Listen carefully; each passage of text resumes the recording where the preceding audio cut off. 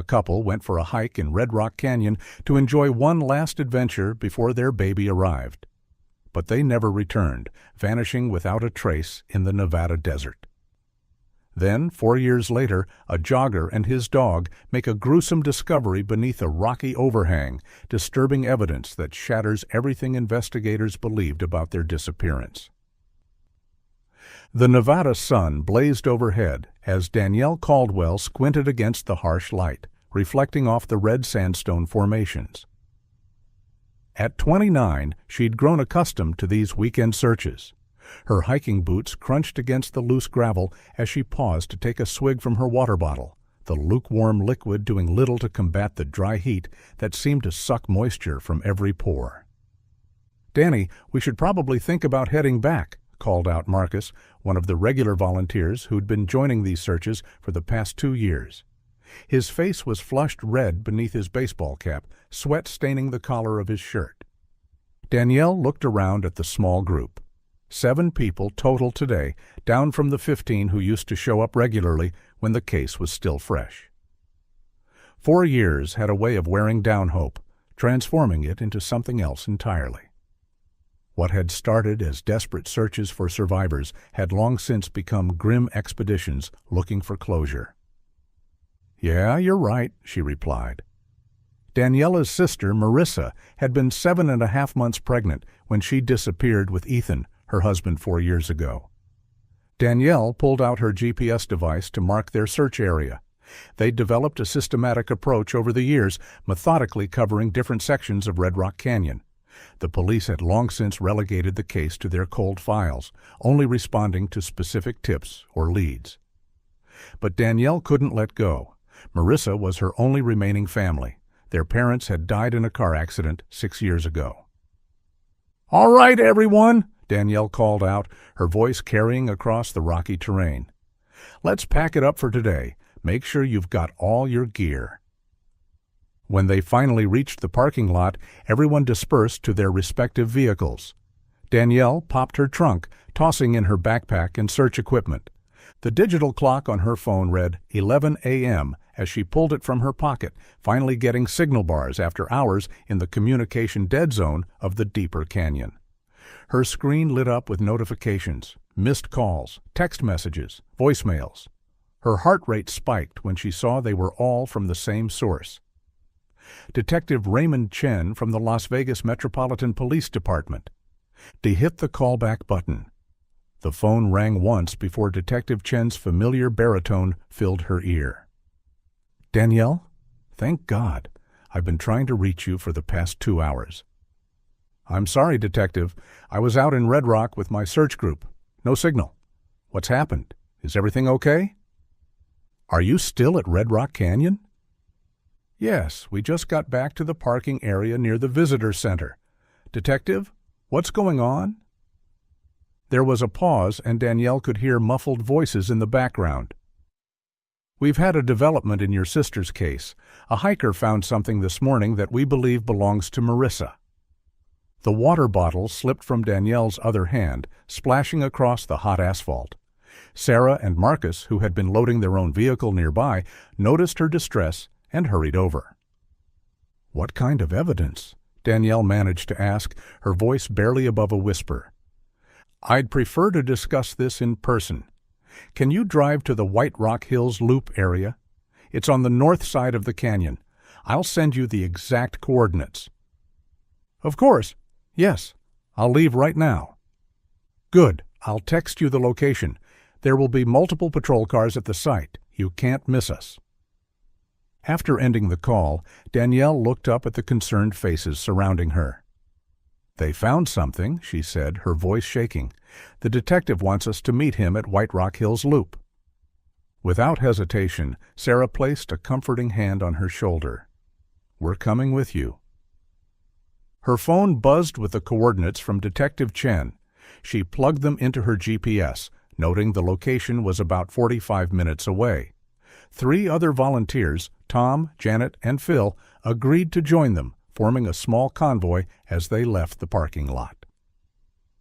The landscape shifted as they drove, the iconic red rocks giving way to paler limestone formations. White Rock Hills Loop was a less popular area of the park system, known for its challenging terrain and remote location. As they approached the coordinates, Danielle spotted the cluster of police vehicles. She pulled into the makeshift parking area, her hands trembling as she shifted into park. She exited the car, and Detective Chen led her and her friends to his unmarked cruiser. "The site is about a mile from here. The terrain's too rough for regular vehicles past this point." They piled into 2 police SUVs, the vehicles specially equipped for desert navigation. The ride was bumpy and uncomfortable, following what could barely be called a trail. When they finally stopped, she could see a cluster of people ahead: crime scene technicians, uniformed officers, and what looked like search and rescue personnel. A temporary canopy had been erected to provide shade for an evidence collection area. As they hiked the remaining distance, Detective Chen fell into step beside her. "I want to prepare you for what we've found.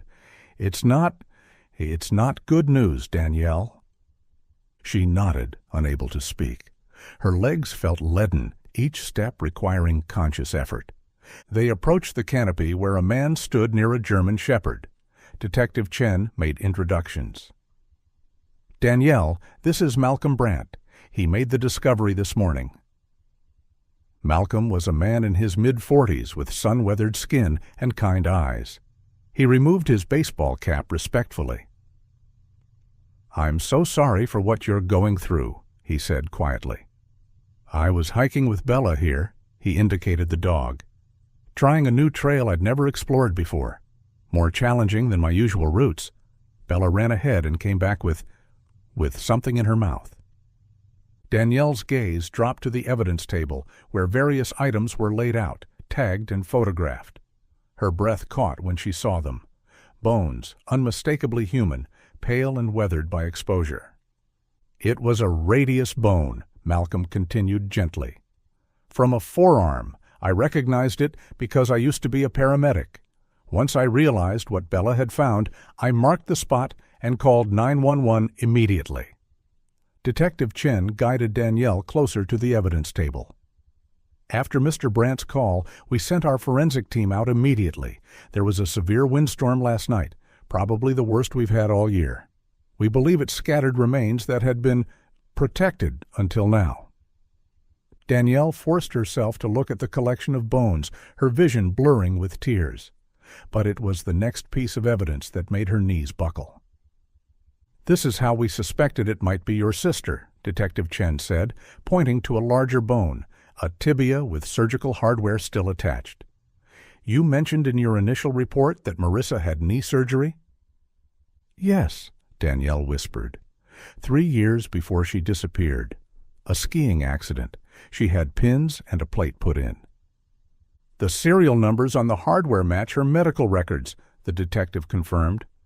"We're still waiting for DNA confirmation, but it's her." The words came out as a broken sob. "Oh, God, it's really her." Sarah wrapped an arm around Danielle's shoulders, supporting her weight as her legs threatened to give out completely. But Detective Chen wasn't finished. His expression grew even more somber. "Danielle, there's more. We found additional remains. Smaller bones, found in a crevice in the cliff face." The implication hit her like a physical blow. The baby, Marissa's baby. "The forensic anthropologist believes they're consistent with a late-term fetus," Detective Chen continued, his professional demeanor barely masking his own discomfort. "Some bones show evidence of scavenger activity. Coyotes are common in this area." Danielle couldn't hold back the sobs anymore. 4 years of hoping, of imagining scenarios where Marissa and Ethan had somehow survived, were just lost or hurt but alive somewhere. It all crumbled in the face of these weathered bones laid out on a folding table. "What about Ethan?" she managed to ask between gulps of air. "Did you find?" "No," Detective Chen replied. "We've found no remains that we can definitively identify as male. The search team is still working, expanding the grid, but so far, nothing." "How can that be?" "They were together. They posted that photo on Facebook from the canyon that morning. The detective's expression was carefully neutral. That's one of many questions we need to answer. Without evidence of Mr. Voss's remains or any sign of other parties involved, we have to consider all possibilities. You think Ethan did this? Danielle's voice rose in disbelief. That's insane. He loved her. They tried for 6 years to have a baby. He was a surgeon. He saved lives. He would never... I understand this is difficult to process, Detective Chen said calmly. But in cases like this, we have to examine every angle. The fact that only your sister's remains have been found, that they were concealed rather than simply lost. These are factors we can't ignore. Danielle shook her head vehemently. Ethan wasn't even an experienced hiker. Neither of them were. That's why I told them not to go, especially with Marissa so far along in her pregnancy. They told me they were just doing a light hike. The idea that he could have navigated this far into the desert, done something to her, hidden the bodies? It doesn't make sense. People can surprise us, even those we think we know well, the detective replied gently. But you're right that there are many questions. That's why we need to re-examine everything. He gestured toward the cliff face where crime scene tape marked off an area. The remains were found beneath that overhang, partially protected by fallen rocks. It's possible they've been there the entire time, preserved by the shelter until last night's storm dislodged them. So what happens now? Danielle asked, exhausted by the emotional toll of the past hour. We'll transport everything to the coroner's office for full analysis and DNA testing. We'll need a sample from you for comparison since you're Marissa's biological sister. The investigation will be reopened as active. Danielle nodded numbly. She walked over to where Malcolm Brandt stood with his dog, needing to thank the man who had finally given her answers, even if they weren't the ones she'd hoped for. Mr. Brandt, thank you for calling it in, for doing the right thing. Malcolm's eyes were sympathetic. I'm just sorry it had to be such difficult news. Bella and I hike out here several times a week, but this was our first time in this particular area. I guess it was meant to be. Would it be okay if I contacted you later? To thank you properly? My sister would have wanted. Her voice broke again. Of course, the detective has my information. Take all the time you need. Detective Chen approached again. Danielle, we should head back. The forensic team will be here for several more hours, but there's nothing more you need to see. We'll need you to come to the station for the DNA sample and to review the case files. The journey back to the parking area passed in a blur. When they arrived, the media presence had only grown, but Danielle felt too drained to care about their shouted questions or clicking cameras. You can follow us to the station, Detective Chen said. Or if you'd prefer, I can have an officer drive your car and you can ride with me. Danielle looked at her trembling hands, then at the keys she clutched. I don't think I should drive right now. That's perfectly understandable. He motioned to a young officer. Officer Martinez will take care of your vehicle. As she handed over her keys and slid into the detective's car, Danielle caught a final glimpse of the desert landscape that had swallowed her sister 4 years ago and had only now begun to give up its secrets. The Las Vegas Metropolitan Police Department building loomed before them, its modern glass and concrete facade reflecting the harsh afternoon sun. Detective Chen escorted Danielle through the main entrance, past the security checkpoint, and into the bustling interior where officers and civilians moved with practiced efficiency. They entered a small medical examination room where a forensic technician waited with a collection kit. The woman, whose badge identified her as Teresa Hoffman, offered a sympathetic smile. This will just take a moment, Ms. Caldwell. I need you to open your mouth and I'll swab the inside of your cheek. Danielle complied, feeling the cotton swab brush against her inner cheek. That's all we need, Teresa said. The lab will run the comparison as priority. We should have results within 48 to 72 hours. Detective Chen thanked the technician and led Danielle up 2 floors to the Criminal Investigations Division. His office was modest but organized, with case files neatly arranged on shelves and a large whiteboard covered in notes from various investigations. He pulled out a thick manila folder. Danielle recognized her sister's name on the tab. "I've reviewed the original case file, but I'd like to go through everything again with you. Sometimes details that seemed unimportant at the time can take on new significance." "Tell me about that Sunday again. October 14th, 2018. Walk me through everything you remember." She took a deep breath, casting her mind back to that morning 4 years ago. "Marissa called me around 8 a.m. She was excited, said Ethan had the day off and they wanted to go for a hike. I immediately told her no. She was 36 weeks pregnant, Detective, just 4 weeks from her due date." "And she'd had that knee surgery previously?" "Yes, about 3 years before she disappeared. She'd recovered well, but it still bothered her sometimes, especially with the extra weight from the pregnancy. I told her it was a terrible idea." Detective Chen made notes as she spoke. "But they went anyway?" "Marissa could be stubborn. She said her obstetrician, Dr. Patricia Morse, had told her to stay active, that walking would help with the 3rd trimester symptoms, the swelling, the back pain. She said it would help position the baby properly for delivery." Danielle's voice caught slightly. "I suggested she walk around the neighborhood, maybe go to the mall where it was air-conditioned. But Ethan had been working long hours, and they wanted to do something together before the baby came." For the next 2 hours, Detective Chen methodically walked her through every aspect of the case. He asked about Ethan's family, parents deceased, one brother who lived in Ohio, Marissa's friends, a small circle, mostly other young mothers or expecting mothers, their finances, comfortable but not wealthy, and any changes in behavior leading up to the disappearance. Detective Chen's expression was sympathetic but professional. "I know this is difficult to consider, but the fact remains that we found your sister's remains concealed in a remote location with no trace of her husband. In cases like this, we have to consider that the missing person might be responsible." But why? What possible motive could he have? They were happy. They were about to have the baby they'd wanted for so long. Sometimes people hide things from those closest to them. Financial troubles, addiction issues, an affair. We'll be looking into all of it. "You won't find anything," Danielle said firmly, "because there's nothing to find."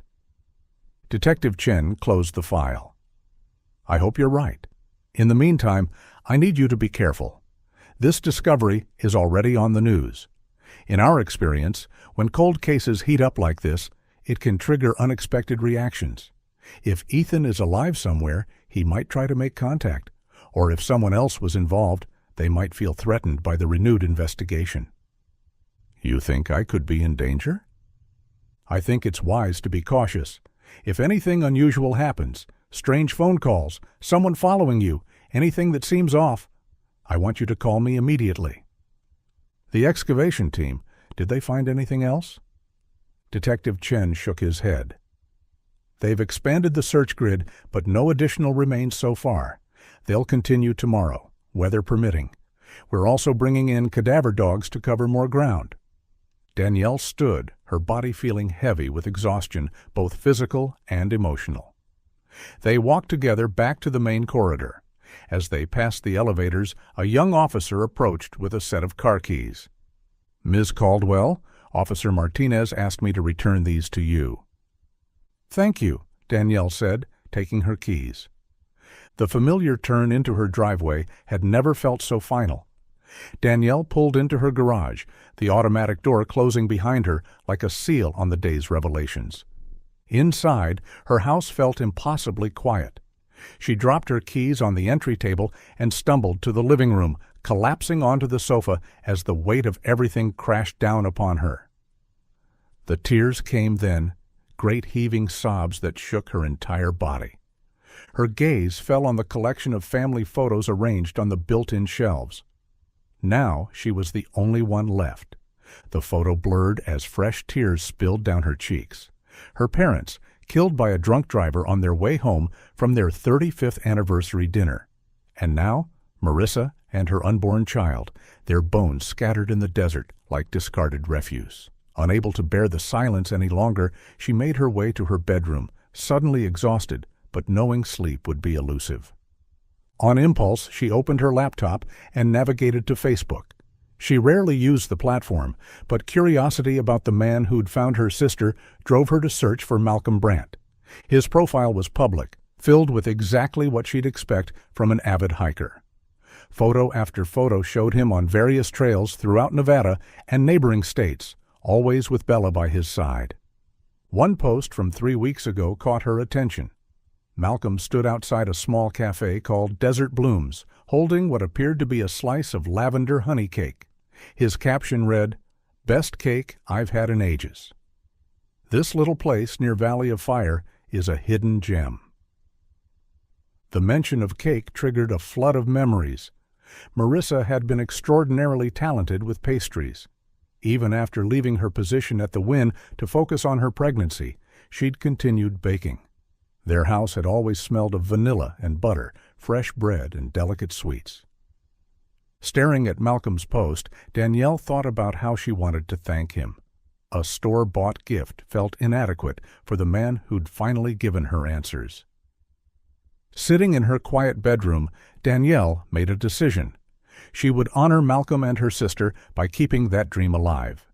But first, she needed Marissa's recipe book to bake something for Malcolm. The handwritten notebook contained all of Marissa's treasured recipes. Danielle knew it was at Marissa and Ethan's house. She glanced at the window, noting there was still some daylight left. The thought of waiting until tomorrow felt unbearable. If she got the recipes tonight, she could start baking first thing in the morning. The walk to Marissa's house had always been pleasant.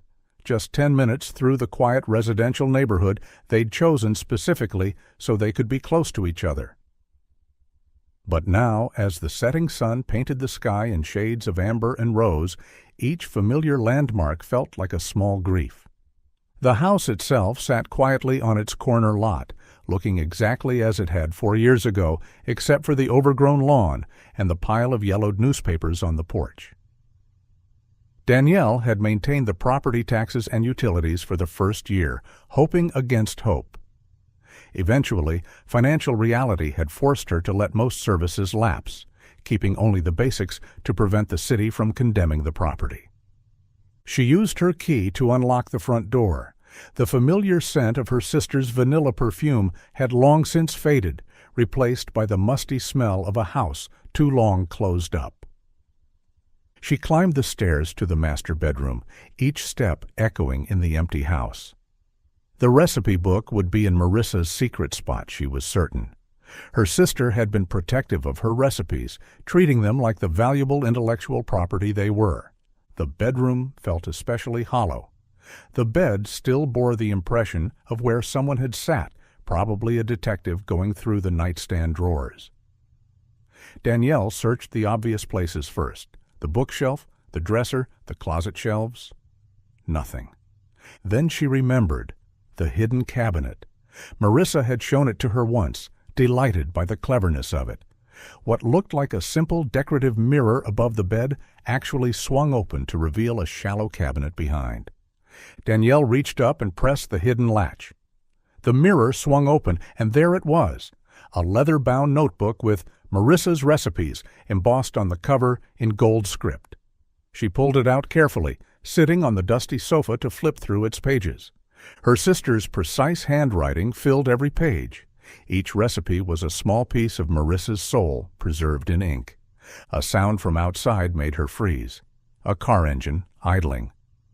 Not unusual in a residential neighborhood, but something about its persistence made her uneasy. She moved to the window, peering through the gap in the curtains. A dark sedan sat at the curb.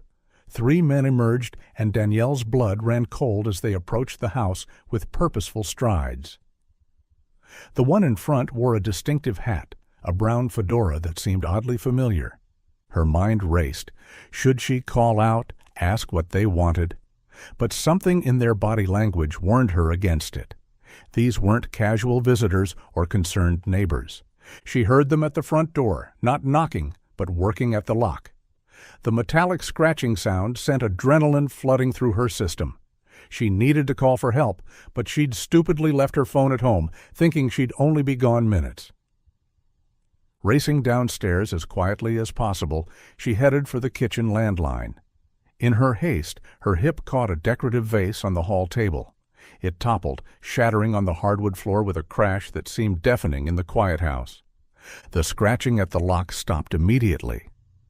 Through the curtained front window, she saw the three men backing away, returning quickly to their car. She pressed herself against the wall, trying to get a better look at their faces without being seen. The man in the hat turned slightly as he reached the car, and Danielle gasped. In profile, with the way he carried himself, the slope of his shoulders, he looked like Ethan. But that was impossible, wasn't it? The car pulled away, and Danielle stood frozen for a long moment before remembering the broken vase. She found a broom and dustpan in the kitchen, carefully sweeping up every shard of porcelain. The mundane task helped calm her racing heart. Who were those men? If one of them really was Ethan, why didn't he have a key to his own house? Why try to break in? And who were the others with him? She reached for the kitchen phone, but the line was dead. Of course, she hadn't paid those bills in years. Detective Chen's warnings echoed in her mind about strange activities following the discovery of evidence.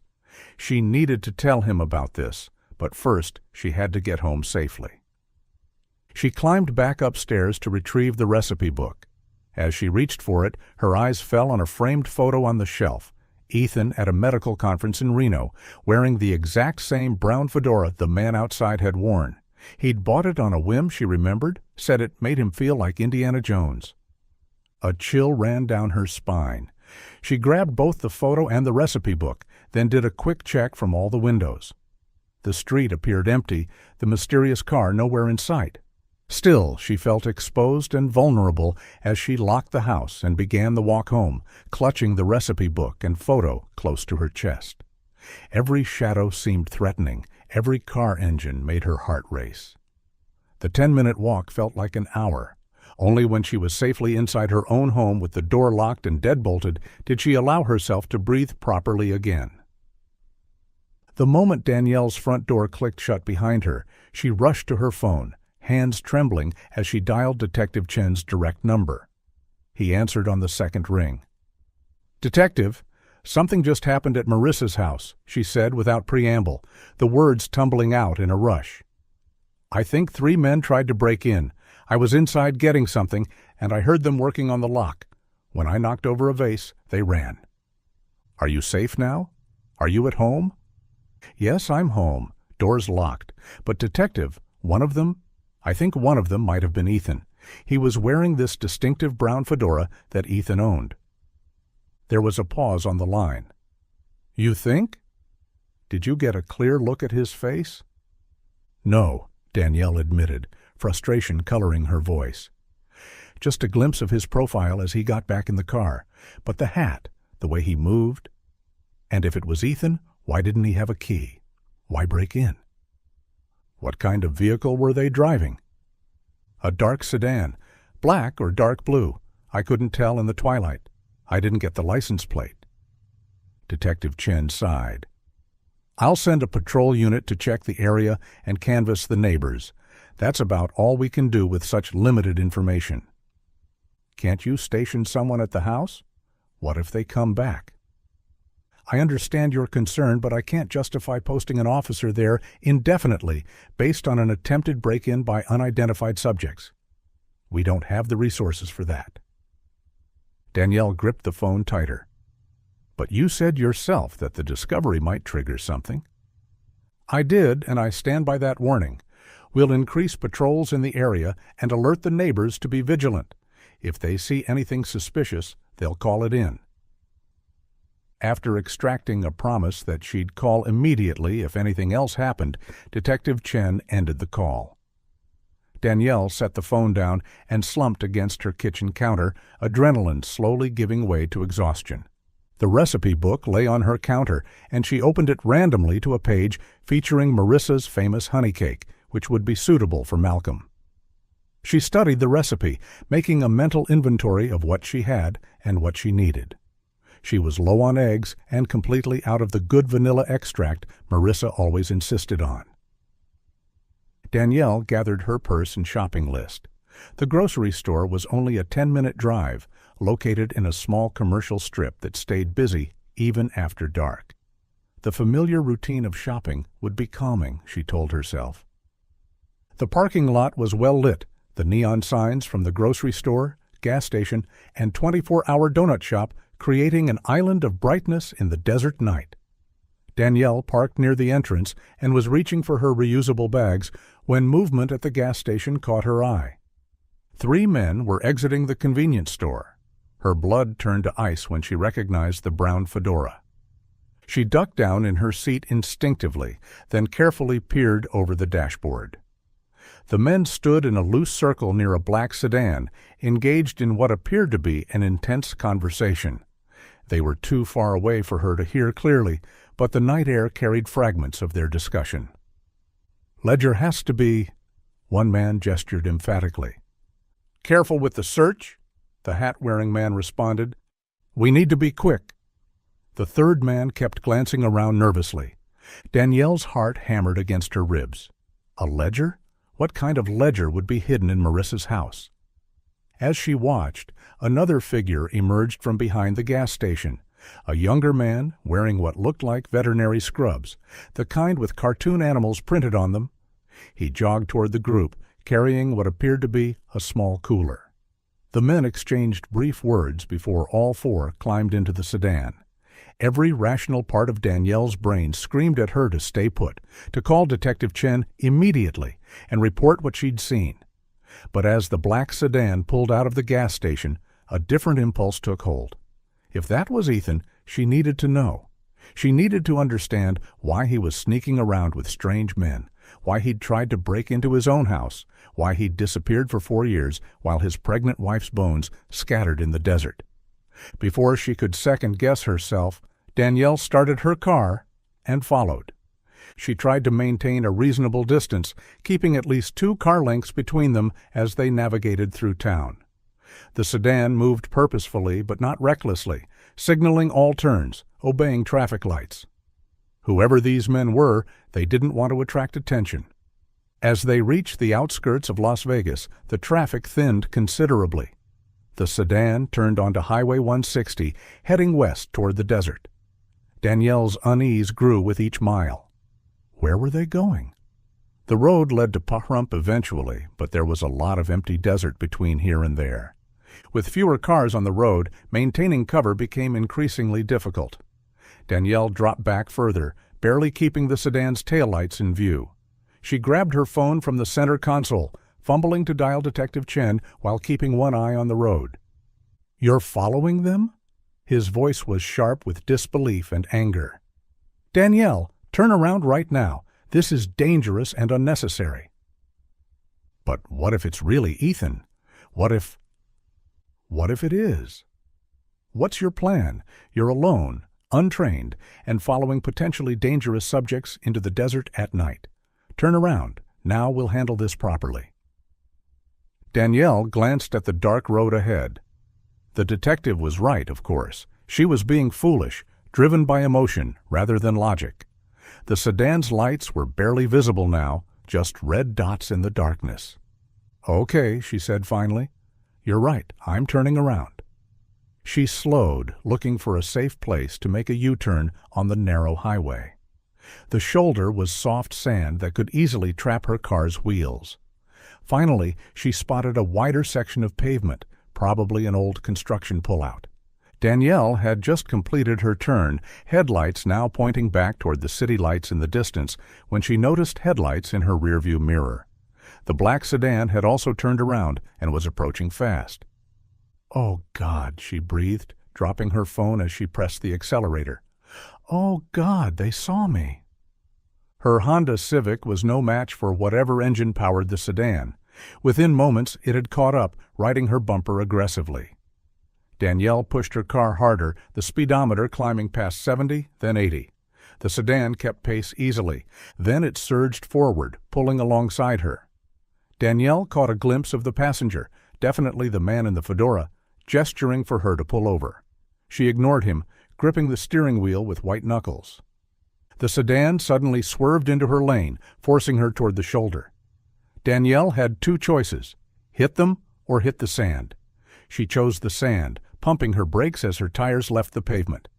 The car fishtailed wildly before coming to a stop in a cloud of dust. Before she could throw the car in reverse, the sedan had stopped behind her, blocking any escape. Danielle frantically hit the door locks, her phone somewhere on the floor, probably under the seat. She watched in terror as the man in the fedora climbed out, retrieving something from the sedan's trunk. A tire iron. "Please," she said uselessly as he approached her driver's side window. "Please don't." The safety glass exploded inward in a shower of tiny cubes. Hands reached through, unlocking the door, dragging her out despite her struggles. In the dome light of her car, she finally got a clear look at the man's face. It wasn't Ethan. The relief was short-lived as rough hands zip-tied her wrists and stuffed a gag in her mouth. Another man was going through her car, gathering her purse, her phone, anything that might identify her. They bundled her into the sedan's back seat, one man sitting on either side of her. One of them was the man in scrub. Through the rear window, she watched as another man got into her Honda. The sedan's interior reeked of stale cigarettes and something medicinal that made Danielle's stomach turn. She thrashed against her restraints, trying to loosen the zip ties cutting into her wrists. But the man beside her, Max, she'd heard them call him, simply pressed a meaty hand down on her shoulder. "Save your energy," he advised with mock concern. "You're gonna need it." The driver, still wearing Ethan's fedora, glanced at her in the rearview mirror. "I told you boys it was her from the news this morning. I never forget a face. Saw her from the window inside the house watching us. Luckily, her car's window film was cheap. Could see right through it." They'd blindfolded her shortly after leaving the highway. The journey seemed endless, probably at least an hour of driving deeper into the desert night. When the car finally stopped, she heard the crunch of footsteps on sand, the distant howl of coyotes. The door opened and hands pulled her out roughly. The blindfold came off, but the gag remained firmly in place. Danielle blinked in the darkness, her eyes adjusting to reveal a large warehouse structure that seemed to materialize from the desert itself. The building looked abandoned from the outside, with dim lights barely visible through grimy windows. The moment they crossed the threshold, her assumption proved correct. The interior blazed with fluorescent lighting, revealing a space that was anything but abandoned. The windows, she realized, had been treated with some kind of film to prevent light from escaping, making the building appear dark and deserted to anyone passing by. The man in the fedora removed his hat, running a hand through greasy hair, and Danielle got her first clear look at him. Definitely not Ethan. This man was shorter, stockier, with acne scars covering his cheeks and cold brown eyes that held no warmth whatsoever. "Welcome to our little operation," he said with a smile that made her skin crawl. "I'm Rico. You already met Max, and that's Chen over there." They marched her down a corridor lined with doors, some open to reveal rooms containing hospital beds. Her mind reeled as she tried to process what she was seeing. In one room, she glimpsed figures lying motionless on beds, IV lines snaking from their arms. In another, someone in scrubs was checking monitors. They brought her to a room containing several hospital beds, each equipped with restraint straps and monitoring equipment. The medical setup would have been reassuring in an actual hospital. Here, it filled her with dread. They forced her onto one of the beds, and Max efficiently transferred her restraints from the zip ties to the bed's built-in straps, securing her wrists to the side rails.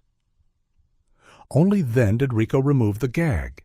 Danielle immediately screamed for help, her voice echoing off the concrete walls. Rico backhanded her casually, the blow snapping her head to the side. Do that again, and you'll never see another day. Clear?" Danielle tasted blood where her teeth had cut her cheek. She nodded, tears streaming down her face. "Good girl." Rico turned to Max. "Any word from Chet? Did he take care of her car?" "Should be dumped by now," Max replied. "He knows the drill." Danielle found her voice, though it came out as a whisper. "That hat? Where did you get it?" Max laughed, a harsh sound. "She knows the hat, Rico!" Rico's smile widened. "Don't worry about it. More important things to focus on now." He turned to Max. "Go get our surgeon. This worked out even better than what we planned." As Max left, Rico and another man in scrubs began wheeling Danielle's bed down another corridor. The walls here were older, the paint peeling, the fluorescent lights flickering intermittently. They pushed through double doors into what was clearly meant to be an operating room, though it looked like something from a horror movie rather than a medical facility. The surgical equipment appeared functional but old. The overhead lights were harsh but uneven, creating pools of shadow in the corners. There were no windows, no connection to the outside world. They transferred her to the operating table, her protests and struggles useless against their practiced efficiency. "Shut her up," Rico ordered, "but not too heavy. We need her conscious." One of the medical staff, though Danielle suspected their credentials were questionable at best, produced a syringe. She tried to twist away, but firm hands held her still as the needle pierced her arm. Within minutes, a strange lethargy spread through her limbs. She remained fully conscious, her mind sharp with terror, but her body felt heavy, exhausted, as if she'd just run a marathon. The drug didn't dull the fear. If anything, being aware but unable to fight made it worse. The doors banged open. 2 guards dragged in a figure in filthy clothes, shoving him forward roughly. Danielle's heart stopped when she recognized the man's profile, the familiar way he held himself despite his obvious malnourishment. Ethan. He was alive. Thinner, his face gaunt and marked with healing bruises, his surgical hands trembling slightly, but alive. Rico's men surrounded him, forcing him into surgical scrubs with practiced efficiency. "Wash up, Doc. You know the drill." Ethan moved mechanically to the scrub sink, his movements those of a man who'd performed this ritual countless times. But when he turned toward the operating table and saw who lay there, his face went white. "Danny!" The word came out strangled. Danielle tried to speak, but the drug made everything difficult. "Please," she managed, her voice weak. "Ethan, it's me. Please, no, whatever they want you to do." Ethan's face transformed from shock to fury. He whirled on Rico. "Absolutely not. I'm not doing this. I don't care how much you beat me. I'm done working for you. I am not operating on my sister-in-law." "Your sister-in-law?" Rico feigned surprise. "No wonder I saw her at your house." Ethan's voice rose. "My house?" Rico's laughter was cold. "Funny story, actually. We just wanted to grab your ledger and insurance papers from your house. Need some leverage to get you back in line. But then this one was there, watching us from inside. And when we left, the stupid woman followed us, so we just took advantage of the opportunity. She makes much better leverage than some old paperwork, don't you think?" Danielle's drug-addled mind struggled to process this. Ledger? Insurance papers? What had Ethan been involved in? "The boss is getting impatient, Doc," Rico continued, his jovial tone vanishing. "Dominic wants you back on the job. You've been refusing for weeks now, and that's bad for business. So here's the deal. You start operating again, show us that loyalty we need, or little Danny here becomes our next donor. Your choice." "You bastard!" Ethan's hands clenched into fists. "You absolute—" "Tick-tock, Doc. What's it gonna be?" Danielle watched Ethan's internal struggle play across his face. 4 years of questions crashed down on her. Where had he been? What was this place? What had happened to Marissa? Finally, Ethan's shoulders slumped in defeat. Fine, but she doesn't get touched. That's the deal. Lucky you, Rico said to Danielle with false cheer. Such a soft-hearted brother-in-law. Family looking out for family. How touching. The doors opened again. The man in veterinary scrubs from the gas station wheeled in a stretcher. The figure strapped to it was young, female, unconscious. Another victim. Move her, Rico ordered, gesturing at Danielle. They transferred her to a wheelchair, positioning her in the corner where she could see everything but do nothing. She caught Ethan's eye for just a moment, saw the anguish there, the silent apology. Despite the drug's effects, she remained alert enough to understand what she was witnessing. Whatever this operation was, Ethan had been forced to be part of it. And now she was trapped here too. "All right, Doc," Rico said, clapping his hands. "Time to earn your keep, and while you're at it, you're going to teach our new recruit here." He gestured to the man in veterinary scrubs. "Meet Dr. Paulson. Well, he's a doctor for animals, but we figure the basics are the same, right?" "You can't be serious," Ethan protested. "Human surgery isn't performed by veterinarians." "Then you better be a good teacher," Rico interrupted, "because Dr. Paulson here is your new assistant. Train him up nice. Refuse, and—" He glanced meaningfully at Danielle. Ethan closed his eyes briefly, then moved to the operating table with the reluctant determination of a man with no choices left. The veterinarian took position across from him, eager and nervous in equal measure. Just watch for now," Ethan said quietly. He began preparing the anesthesia, his hands steadier now that he'd fallen into familiar routine. "This is a kidney extraction. The patient is—" A large man entered the room, muscle, clearly, all bulk, and no subtlety. He grabbed Danielle's arm, hauling her up from the wheelchair. The drug made her legs unsteady, and she would have fallen if not for his grip. "Where are you taking her?" Ethan demanded, pausing in his preparations. "That's not your business," Rico said smoothly. "But rest assured, Doc, we'll keep her alive. For your sake, long as you keep being useful, she stays breathing. That's the deal." The muscular man's grip on Danielle's arm was like a vice as he dragged her through the warehouse corridors. Her legs, still weak from whatever drug they'd injected, barely kept pace. He stopped at a heavy metal door, produced a key, and shoved her inside. The room was stark. Concrete walls, a single bed with a thin mattress, a bucket in the corner, and nothing else. A bare bulb provided harsh lighting. It looked exactly like what it was, a prison cell. "Won't be long," the man said with a leering grin that made her skin crawl. "Just gotta get some supplies. Boss likes the new ones broken and proper." The door slammed shut, the lock clicking into place with finality. Danielle heard his heavy footsteps receding down the corridor. Alone, she took stock of her situation. The drug was wearing off slowly, sensation returning to her limbs. She tested her coordination by walking the perimeter of the small room, steadier with each step. The bed drew her attention. Something about it seemed off. As she sat on the edge, testing its stability, her hand brushed against something under the pillow. Her fingers found a pen, a simple ballpoint, but hidden deliberately.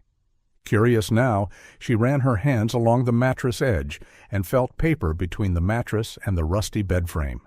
She pulled out several folded sheets, her heart stopping when she recognized Ethan's handwriting. The first page was their wedding vows. She remembered that day, how Ethan's voice had cracked with emotion as he'd read these words to Marissa.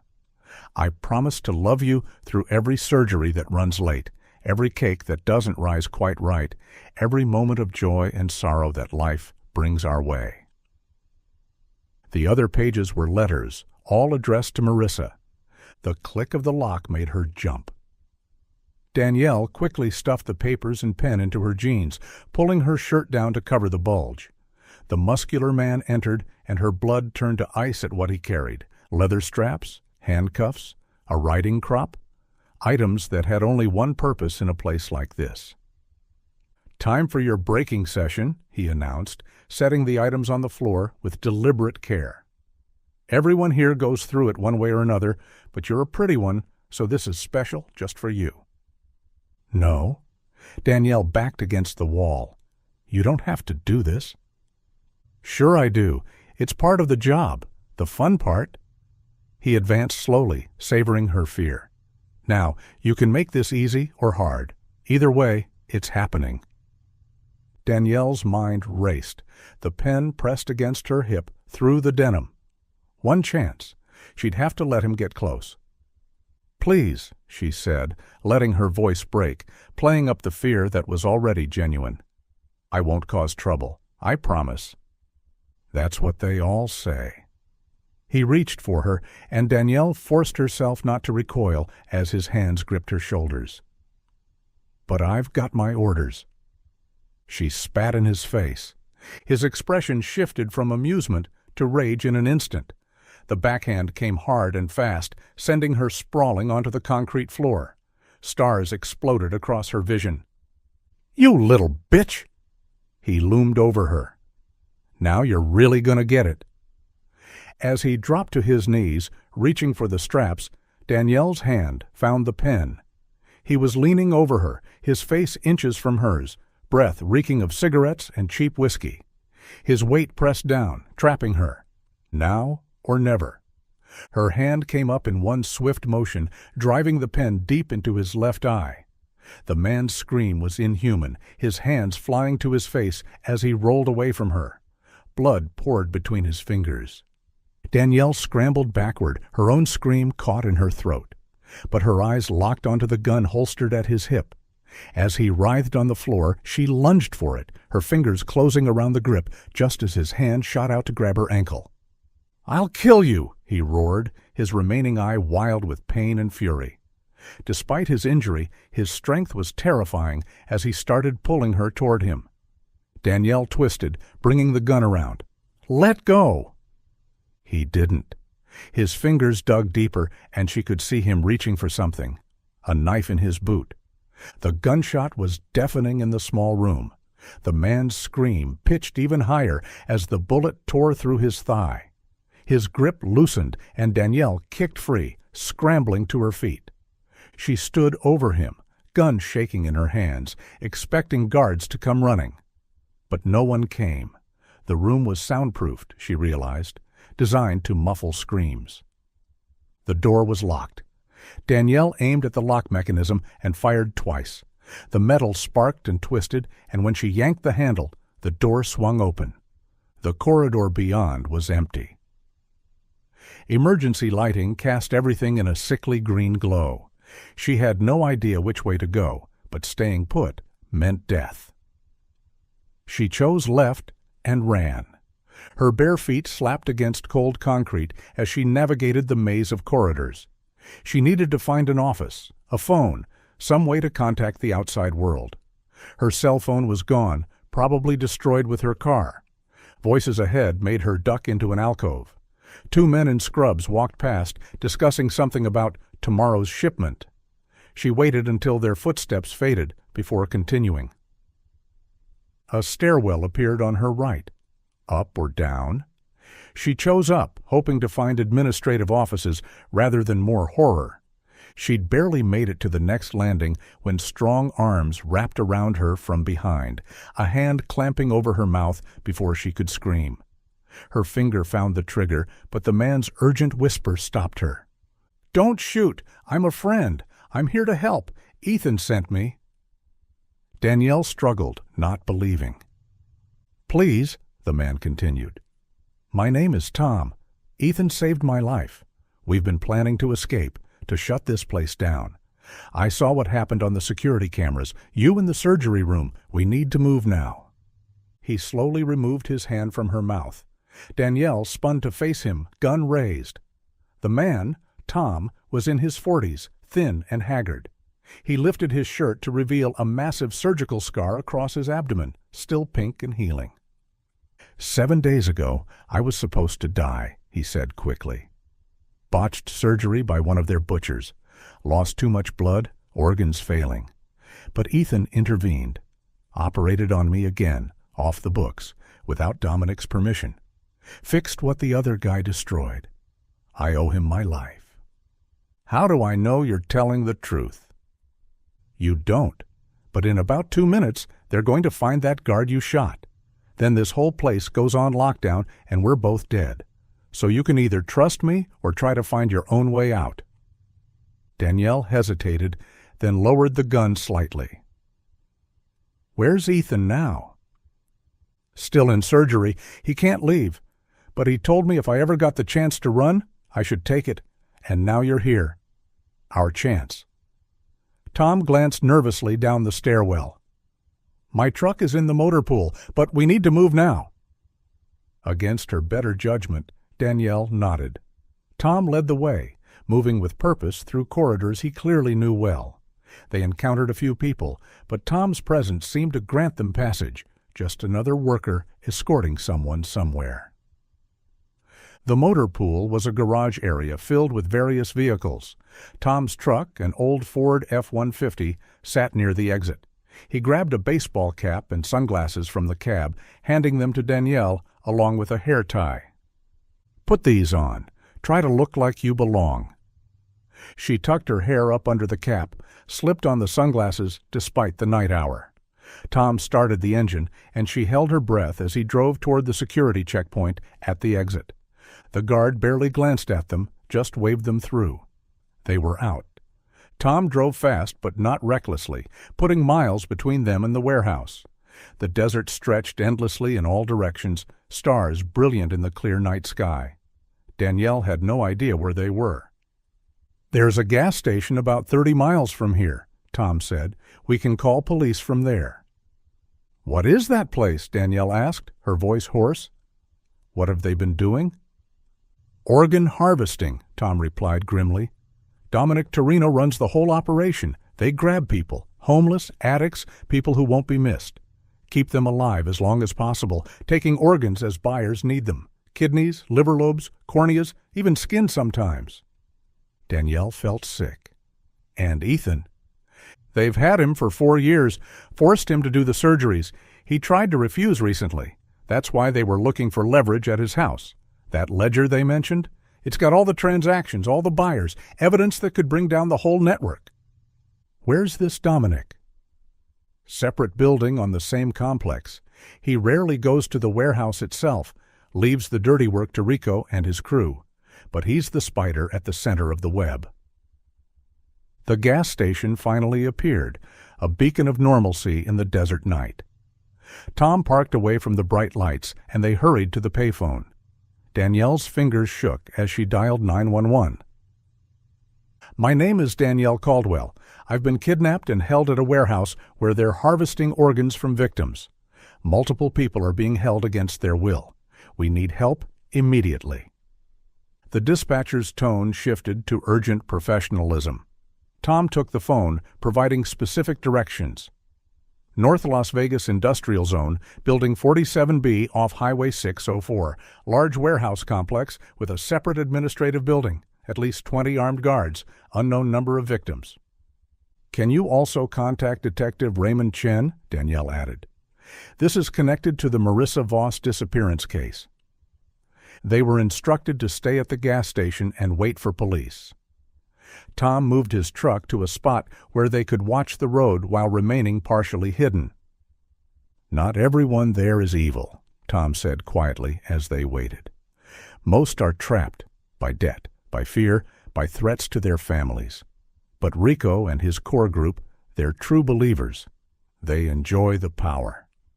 How many victims? At any given time? Maybe 15, 20. Some don't last long. Others, he trailed off. Within 20 minutes, the desert highway filled with vehicles running dark, no lights, no sirens. SWAT vans, patrol cars, ambulances staged further back. The response was massive and coordinated. A patrol car peeled off toward the gas station. 2 officers approached carefully, confirming their identities before escorting them to a mobile command unit that had been set up down the road. The tactical commander, a serious woman named Captain Torres, debriefed them quickly. Danielle emphasized that Ethan was a victim, forced to participate under threat of death. Tom provided detailed layouts of the buildings, guard positions, the location of the victim-holding areas. "We'll get them out," Captain Torres assured them. "Both the victims and your brother-in-law, but I need you both to stay here where it's safe." They were transferred to a patrol car with a good view of the road leading to the warehouse complex.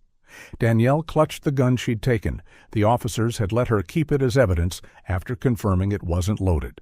All they could do now was wait and pray that the nightmare that had begun 4 years ago in Red Rock Canyon would finally end tonight. From inside the patrol car, Danielle watched the tactical teams move into position around the warehouse complex. The operation unfolded with military precision, officers in black tactical gear advancing in coordinated formations, using hand signals to communicate in the darkness. The first gunshots made her flinch. Tom, sitting beside her, placed a reassuring hand on her shoulder. "They know what they're doing," he said quietly. But the gunfire intensified, echoing across the desert. Muzzle flashes lit up windows of the warehouse like deadly fireworks. She could hear shouted commands, the crash of breaching charges, the sharp crack of flashbang grenades. The battle wasn't quick. For nearly 40 minutes, the sounds of combat continued, periods of intense firefight followed by tense silence, then erupting again from a different part of the complex. Danielle's knuckles were white from gripping the door handle, every instinct screaming at her to run to the warehouse, to find Ethan. Finally, the gunfire ceased. Radio chatter increased, and she saw officers emerging from the building. They moved differently now, no longer the coiled readiness of combat, but the methodical process of securing a crime scene. Then came the parade of arrested suspects. Officers marched them out in a long line, hands cuffed behind their backs. Danielle recognized Rico immediately, his fedora gone, blood running from a cut on his forehead. Behind him came Max, then the veterinarian in his ridiculous scrubs, looking terrified. Chet, who must have been the one who disposed of her car, stumbled out with a pronounced limp. "That's at least 20, Tom counted, maybe 25. But it was the victims that made Danielle's heart break. Medical teams began bringing them out on gurneys and in wheelchairs. Some walked on their own, supported by paramedics, blinking in confusion at their sudden freedom. Others lay motionless on stretchers, IVs still attached, their conditions unknown. The wail of additional ambulances filled the air as more medical units arrived to handle the volume of victims. The parking area transformed into a makeshift triage center, paramedics sorting patients by severity of condition. "Where's Dominic?" Tom said suddenly, scanning the arrested men being loaded into police vans. "I don't see him." Danielle searched too, but the crime boss was nowhere among the captured. She saw officers conferring urgently, some heading back toward the administrative building Tom had mentioned. Then she spotted a familiar figure emerging from the warehouse, Ethan walking slowly, flanked by 2 officers. Even from a distance she could see how thin he'd become, how carefully he moved. A paramedic intercepted him, guiding him toward one of the ambulances. "I need to go to him," Danielle said, reaching for the door handle. The officer in the front seat turned. "Ma'am, please wait until—" "That's my brother-in-law. He's been missing for 4 years. Please." The officer radioed for permission, then nodded. "Stay close to the vehicles. This scene isn't fully secure yet." Danielle scrambled out of the patrol car, Tom following. She weaved between emergency vehicles, her eyes locked on Ethan. He was sitting on the back bumper of an ambulance now, a paramedic checking his vitals. "Ethan!" He looked up at her voice, and the expression that crossed his face nearly broke her. Grief, shame, relief, and anguish all warred for dominance. He tried to stand but swayed, the paramedic steadying him. They were 10 feet apart when movement in Danielle's peripheral vision made her turn.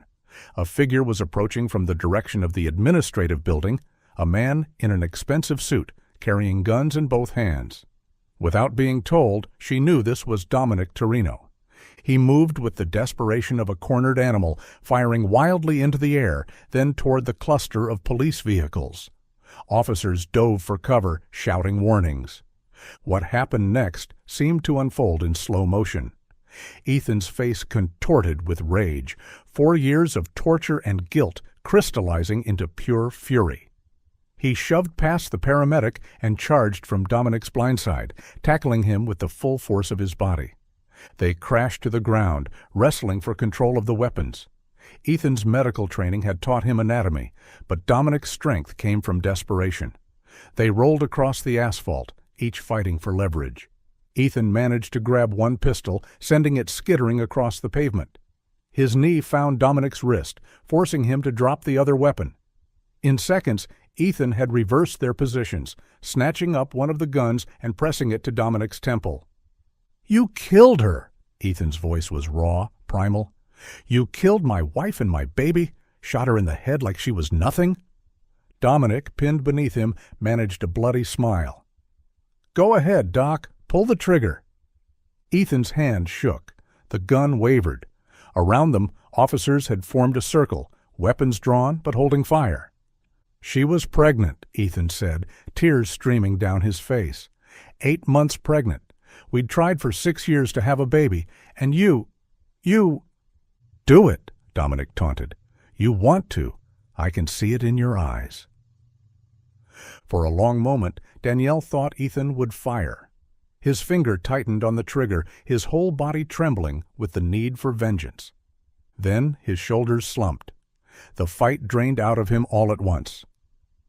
"Number, I've had enough death because of you. You don't get to make me a killer, too." Officers swarmed in, pulling Ethan away and restraining Dominic. They cuffed the crime boss roughly, hauling him to his feet. Even defeated, Dominic's eyes held a cold arrogance as they dragged him to join his arrested associates. Danielle rushed to Ethan as he collapsed to his knees on the asphalt. "That was incredibly stupid," she said, wrapping her arms around him. "And incredibly brave. I couldn't let him win again. Couldn't let him hurt anyone else." He was shaking now, adrenaline giving way to exhaustion. A paramedic approached, gently but firmly guiding them back to the ambulance. As the medic examined Ethan more thoroughly, cataloging old bruises and healing cuts, the extent of his ordeal became clear. Marks from repeated beatings covered his torso. His ribs showed signs of past breaks that had healed poorly. "This is from refusing to operate," Ethan explained weakly. "The past few weeks, when I wouldn't do the surgeries anymore, they tried to persuade me." A familiar voice made them both look up. Detective Chen had arrived, looking haggard but relieved. He conferred briefly with the scene commander before approaching them. "Danielle, Mr. Voss." He pulled out a notebook.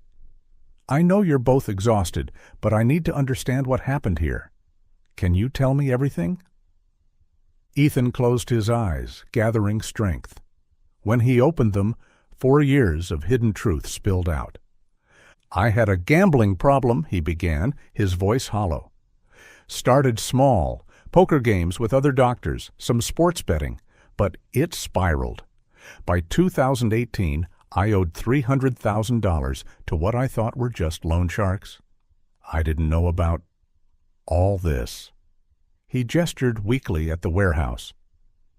"That day, October 14th, Marissa wanted to go hiking. I thought it would be nice, one last normal day before I had to tell her about the debt. We posted that photo on Facebook, geotagged at Red Rock Canyon. Within an hour, Dominic's men found us on the trail." His voice broke. Danielle squeezed his hand, encouraging him to continue. "They demanded payment. When I couldn't pay, they threatened Marissa, threatened our baby. Marissa.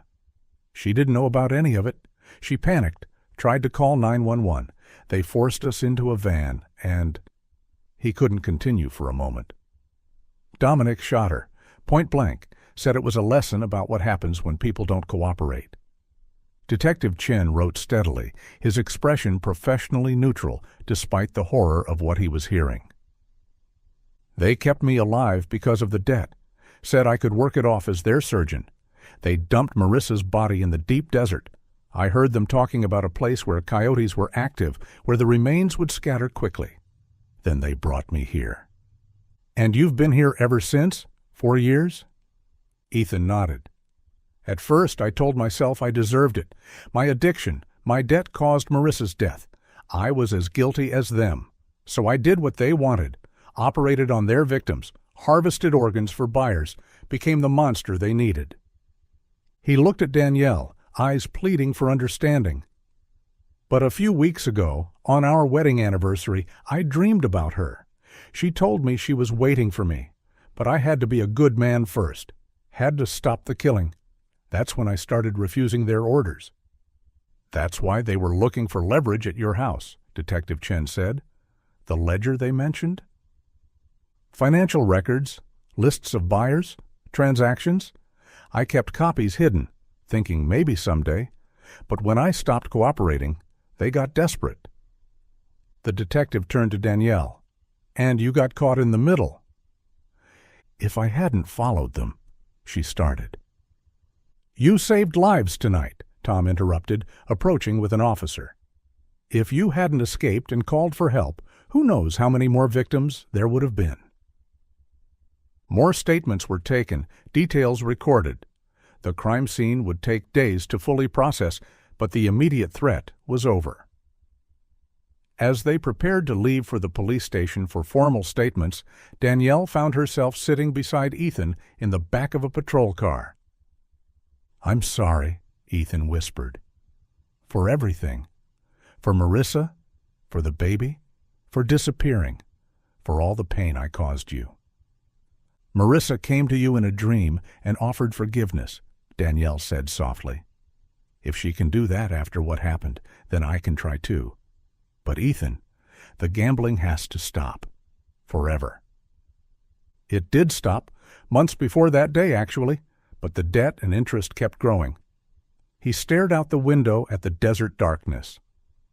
"I'll spend the rest of my life trying to make amends, starting with giving Marissa and our baby a proper burial." Danielle nodded, her own tears falling freely now. Through the patrol car's rear window, she watched Tom climbing into another police vehicle, their eyes meeting briefly. She mouthed, "Thank you," and he nodded, understanding. As the patrol car pulled away from the warehouse, leaving behind the flashing lights and controlled chaos of the crime scene, Danielle and Ethan sat in shared grief and tentative hope. The sunrise was still hours away, but for the first time in 4 years, they were moving towards something other than darkness. The police station awaited, with hours of questions and paperwork and decisions about the future. But for now, in the back of this patrol car cutting through the desert night, 2 broken people who had lost so much held on to the possibility that healing, however difficult and distant, might finally begin.